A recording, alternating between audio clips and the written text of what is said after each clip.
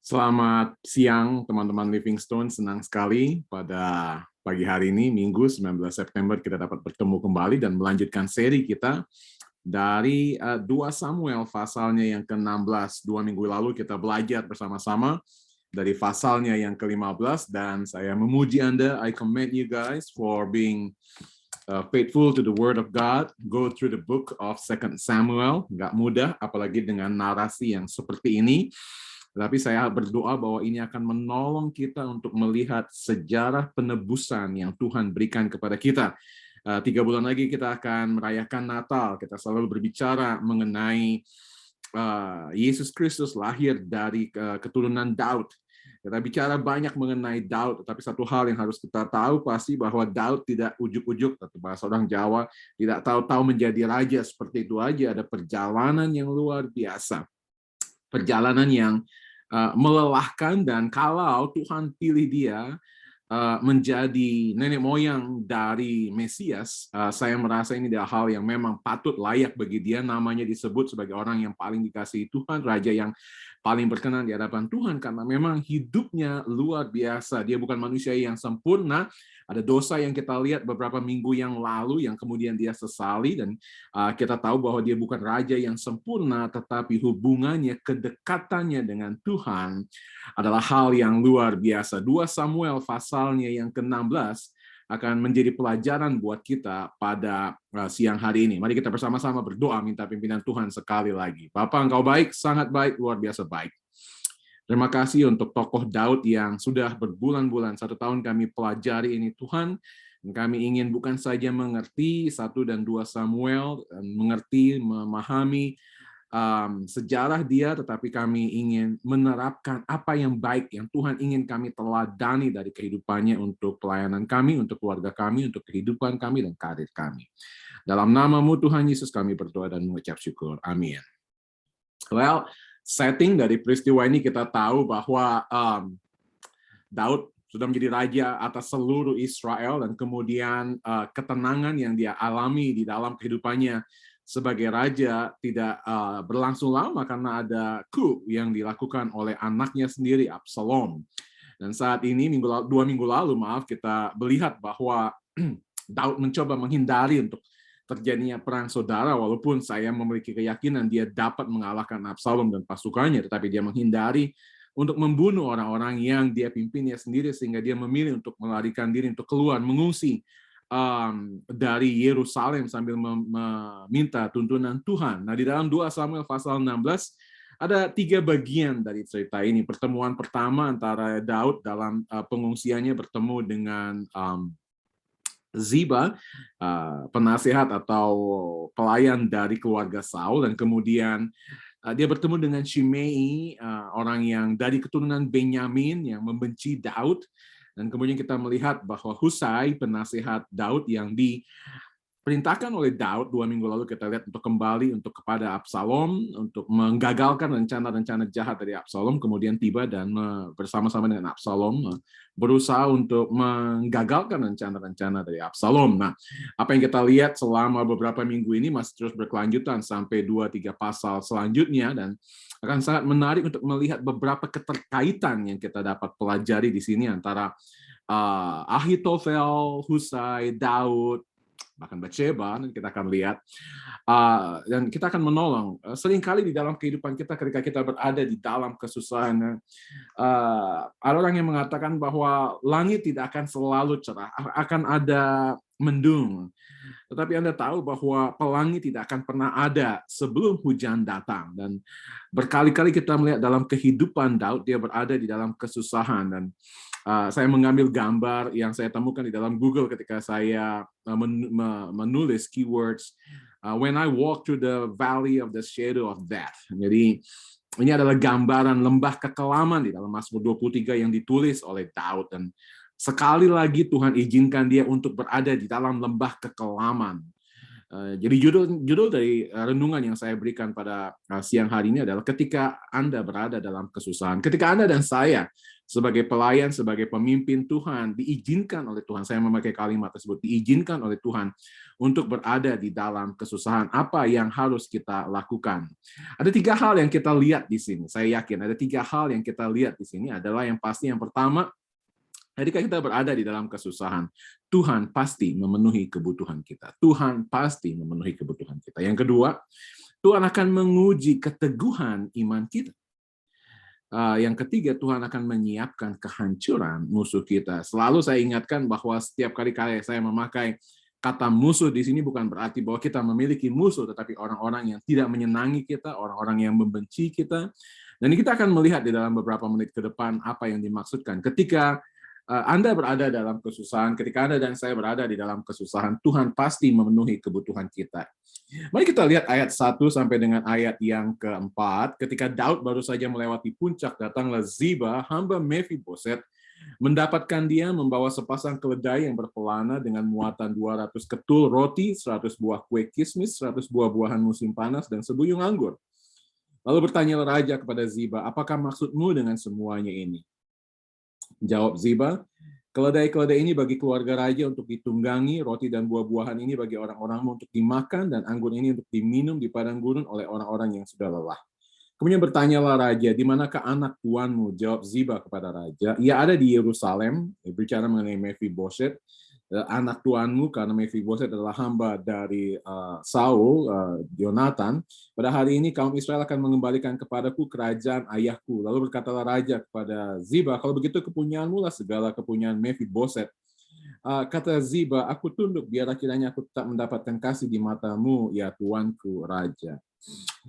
Yang pertama saya ingin mengingatkan kita, ketika kita berada di dalam lembah kekelaman, ketika kita berada di dalam kesusahan, Tuhan akan pasti memenuhi kebutuhan kita, dan Dia akan menggunakan sesuatu untuk mengingatkan kita akan penyertaannya yang ajaib. Akan mengingatkan kita akan penyertaannya yang ajaib. Nah, saya ingin mengajak Anda melihat apa yang dibawa oleh Ziba kepada Daud pada waktu itu, dan dikatakan ada 200 ketul roti, 100 buah kismis, 100 dan lain sebagainya, mengingatkan saya kepada apa yang dibawa oleh Abigail. Masih ingat 1 Samuel pasalnya yang 25, kita lihat bahwa ini yang dibawa oleh Abigail ketika Daud dan pasukannya hampir menyerang Nabal dan Abigail, dan ini adalah yang dibawa dan dipersembahkan. Ada banyak yang masih ada 4 atau 5 anak lembu domba yang dibawa oleh Abigail kepada Daud dan pasukannya pada waktu itu.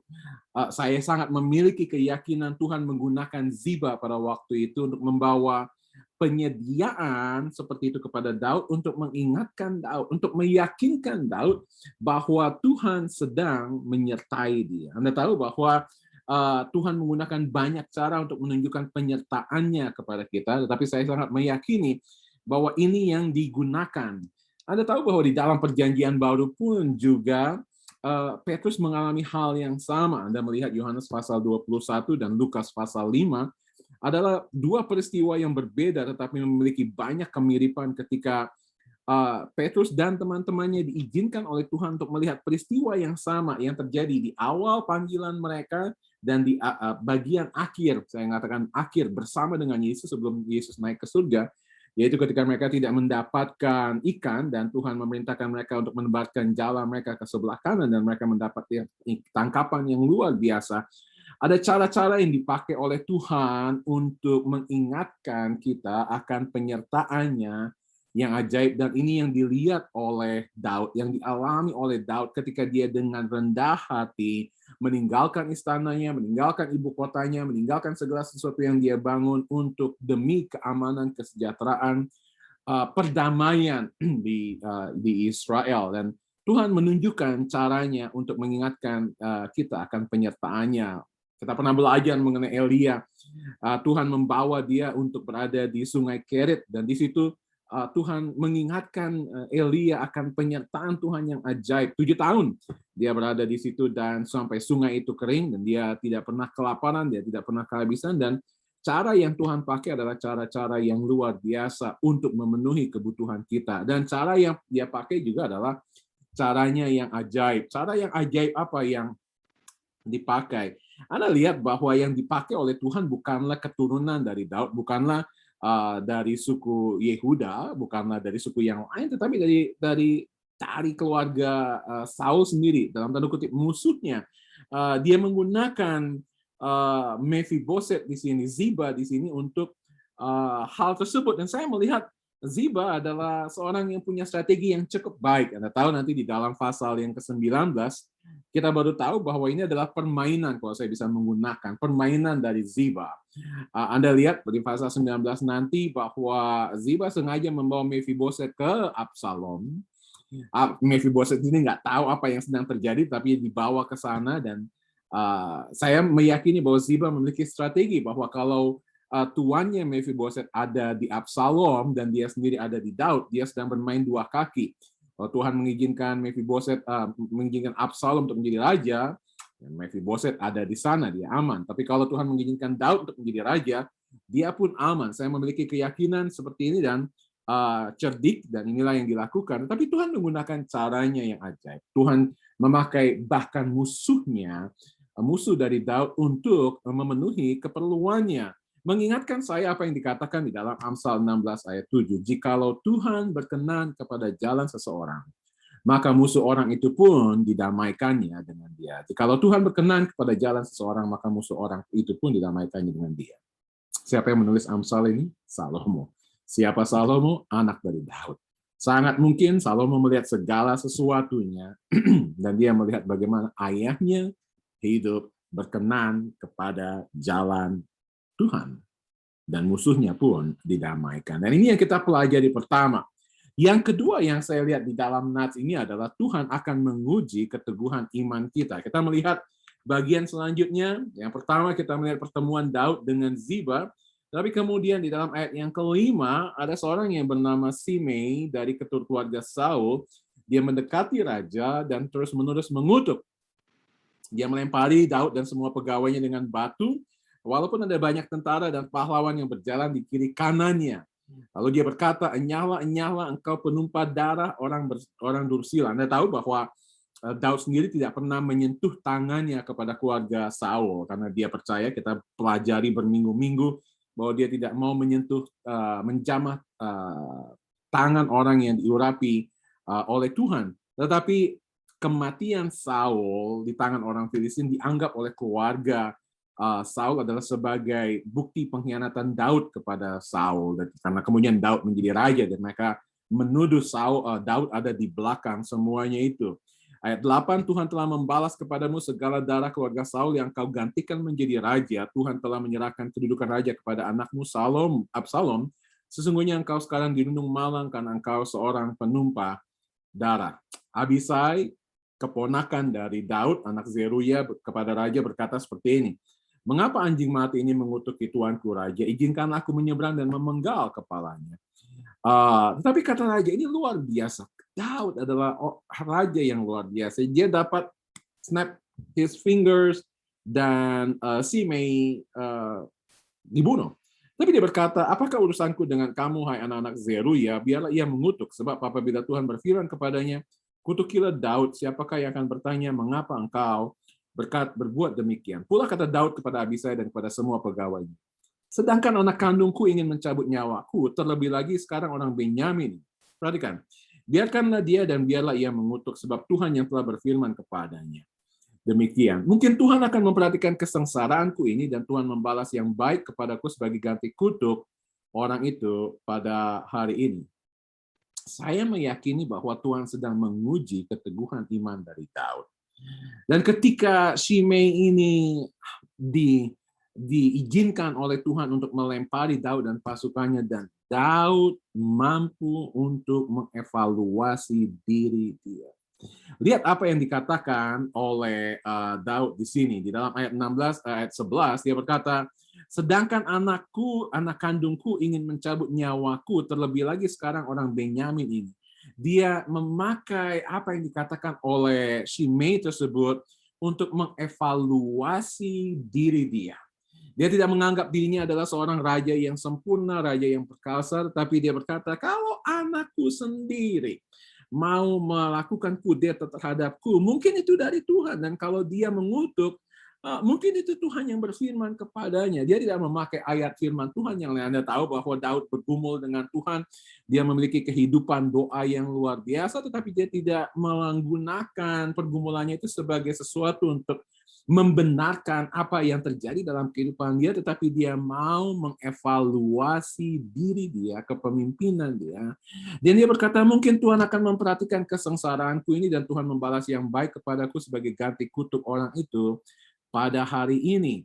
Anda tahu bahwa di dalam kitab Ayub pun kita melihat bahwa setelah Ayub mengalami segala sesuatu, istrinya kemudian berkata kepada dia, masihkah engkau mau terus menyembah Tuhan? Sekarang bangkitlah dan kutukilah Tuhan.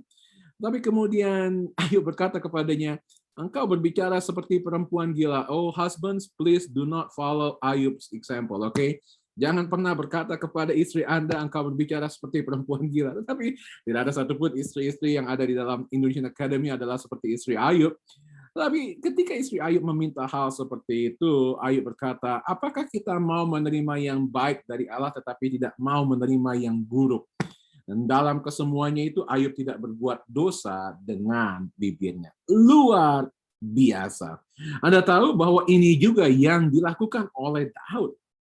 Ini juga yang dilakukan oleh Daud, bahwa dia tidak hanya mau menerima yang baik dari Tuhan, tetapi ketika sesuatu yang buruk diizinkan oleh Tuhan terjadi dalam kehidupannya, dia bahkan mengevaluasi dirinya dengan jelas di dalam Mazmur 139, dia berkata, selidiki aku, ya Allah, dan kenalah hatiku, ujilah aku dan kenalah pikiran-pikiranku. Lihatlah apakah jalanku serong dan tuntunlah aku di jalan yang kekal. Luar biasa kalau kita melihat apa yang dilakukan oleh Daud, bagaimana bukan saja dia mampu mengevaluasi dia, tapi dia terbuka dan dia berkata kepada orang-orang yang dipimpinnya. Seorang raja yang luar biasa, dia menaklukkan Filistin beberapa minggu lalu. Kita lihat dia mampu melakukan perkara yang besar, tetapi di hadapan pegawai-pegawai, pahlawan-pahlawan, tentara-tentaranya, dia mampu dengan rendah hati untuk mengevaluasi dirinya. Oh, andaikan saya bisa seperti itu. Ketika berada di dalam kesusahan, ketika ada kritikan, ketika ada tantangan, instead of retaliating, daripada membalas tersebut, saya kemudian mengevaluasi diri saya sendiri dan berkata, apakah mungkin ini dari Tuhan untuk saya menguji? Nah, seringkali kita tahu bahwa ada hal yang seringkali dilakukan oleh orang ketika orang melihat kita hancur, ketika orang melihat kita mengalami kesusahan. Dengan mudah orang akan berkata, ini pasti karena dosa yang kita lakukan. Ini pasti karena sesuatu yang tidak berkenan di hadapan Tuhan. Nah, tidak selalu kemurungan, tidak selalu kemalangan. Kesusahan yang kita alami adalah sebagai akibat karena dosa kita. Anda tahu bahwa tidak ada yang dilakukan oleh Daud yang menyebabkan dia seperti ini. Anda harus tahu itu bahwa Tuhan mengizinkan hal seperti ini, bahwa Daud diizinkan oleh Tuhan untuk melalui kesusahan sekali lagi, dan kesusahan yang paling pahit adalah ketika kudeta itu datang dari anaknya. Yang saya ingin katakan juga tadi adalah bahwa keteguhan iman kita bukan saja diuji ketika kita mampu untuk mengevaluasi diri kita, tapi yang kedua adalah keteguhan iman kita diuji ketika kita mampu untuk menguasai emosi kita. Daud mengevaluasi dirinya, tetapi Daud menguasai emosinya. Abisai dapat saja dengan mudah membunuh Shimei, tetapi Daud menguasai emosi dia dan emosi dari pegawai-pegawainya. Dan saya ingin mengutip apa yang dikatakan oleh John Maxwell dalam Four Habits of Emotionally Strong Leaders. Kita lihat bahwa Maxwell memberikan 4 hal. Yang pertama, they don't waste time. Strong leaders ketika menguasai emosinya, they don't waste time feeling sorry for themselves. Yang kedua, they avoid giving away their power. Yang ketiga yang akan saya fokuskan di sini, karena ini menarik sekali, they focus on what they can change, not what they cannot. Yang keempat, they refuse to repeat mistakes. Ini para pemimpin yang memiliki kemampuan mengendali emosinya yang menarik. Nah, John Maxwell mengutip apa yang dilakukan oleh Will Bowen yang mendirikan Complaint Free World Movement. Organisasi dari Complaint Free Movement ini sudah memberikan 11 juta gelang ungu di 106 negara yang mengingatkan orang untuk daripada melakukan komplain, disarankan untuk mereka mengubah energi yang negatif tersebut menjadi sesuatu yang positif dan produktif.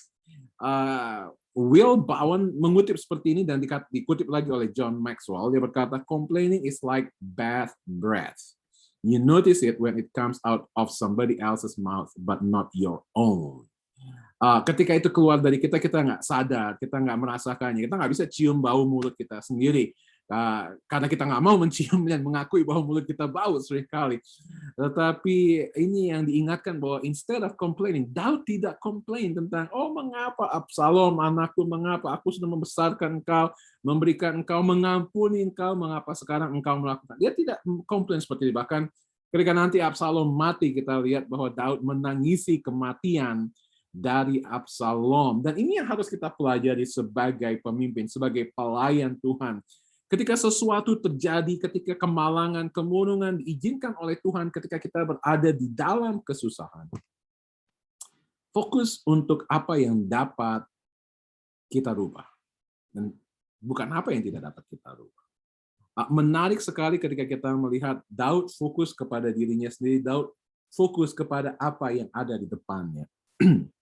Beberapa minggu yang lalu saya mengundang Michael Spradlin, rektor dari Mid America yang saya pernah sekolah di sana di Memphis pada waktu itu. Dan Michael Spradlin, Dr. Spradlin, dia suka maraton. Dia suka maraton dan dia menceritakan kepada mahasiswanya bahwa dia senang sekali maraton. Dan salah seorang mahasiswanya, seorang yang buta, berkata, Dr. Spradlin, saya mau ikut maraton dengan engkau.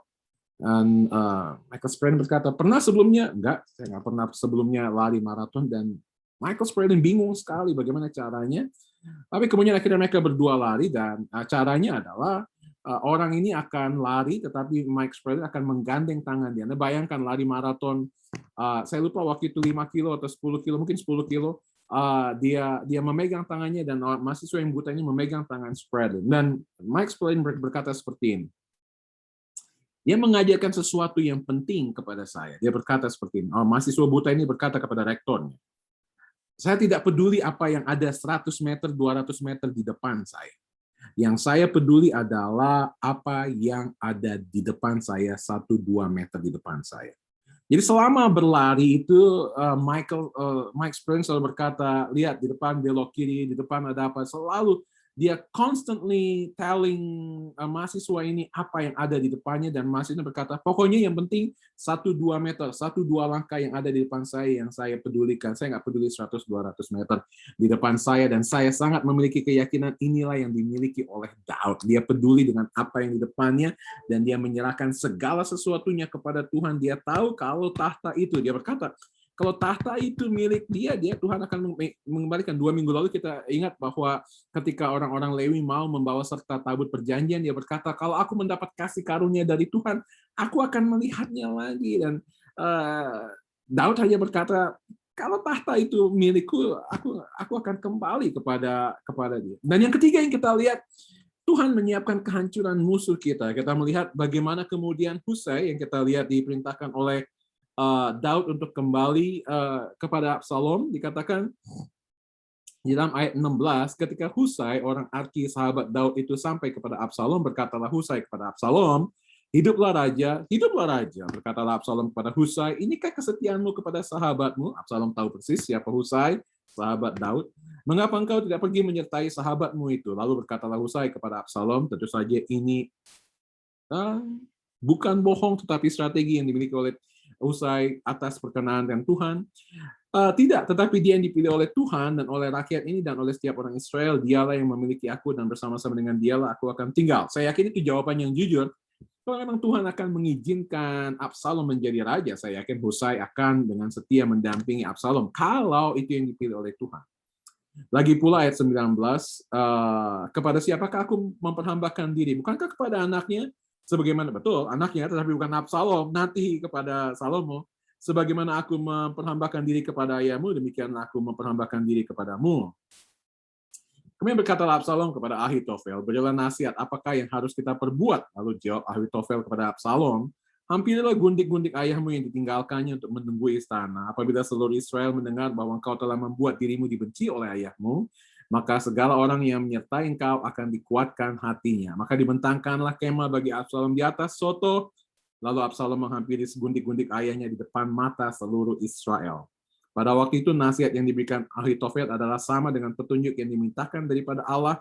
Demikianlah dinilai setiap nasihat Ahitofel baik oleh Daud maupun oleh Absalom. Daud sedang diungsikan oleh Tuhan, saya yakini hal tersebut, tapi Tuhan bekerja di Yerusalem untuk menghancurkan musuh dari Daud. Ini adalah hal yang dibuat oleh Tuhan, dan cara Tuhan menghancurkan musuh-musuhnya adalah dengan membutakan mereka dengan rencananya. Apa yang saya maksudkan dengan membutakan Absalom dengan rencana dari Tuhan? Husai ditempatkan oleh Tuhan di tengah-tengah Absalom supaya Husai akan mempengaruhi kebijakan-kebijakan dari Absalom. Kita lihat di dalam 2 pasal selanjutnya bagaimana kemudian Husai menggagalkan rencana dan nasihat dari Ahitofel. Dan ini adalah strategi rencana yang Tuhan siapkan dengan membutakan mata Absalom untuk tidak dapat melihat bahwa ini adalah penasehat Daud yang luar biasa. Yang dipimpin oleh Tuhan, yang ditempatkan oleh Tuhan berada di tempat tersebut.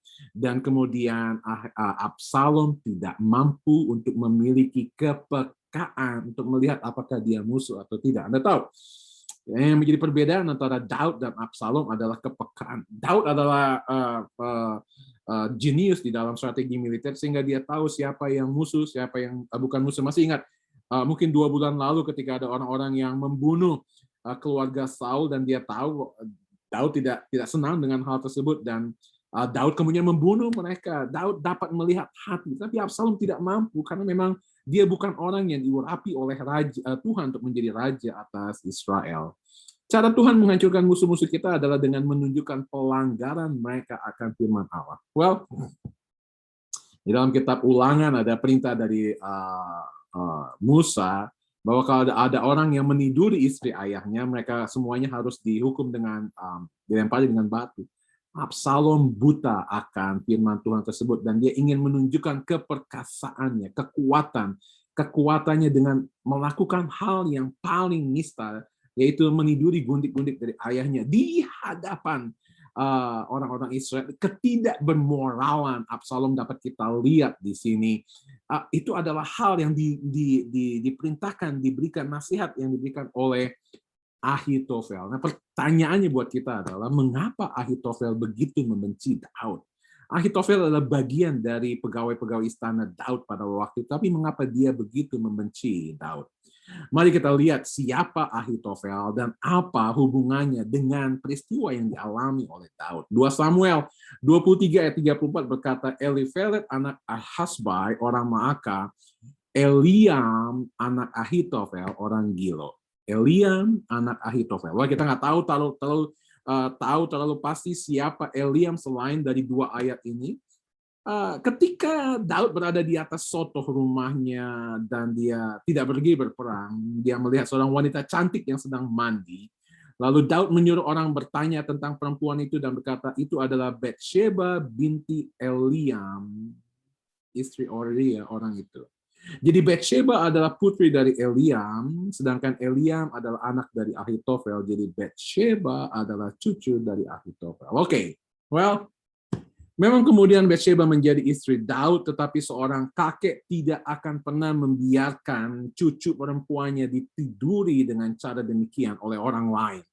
Dan banyak sarjana perjanjian lama yang memiliki keyakinan bahwa kebencian yang dimiliki oleh Ahitofel adalah karena orang yang ada yang dia layani kemudian meniduri cucunya sendiri, menghamili cucunya sendiri, dan kemudian membunuh suami dari cucunya. Itu sebabnya ada bitterness, ada kepahitan luar biasa, kebencian luar biasa yang dimiliki oleh Ahitofel.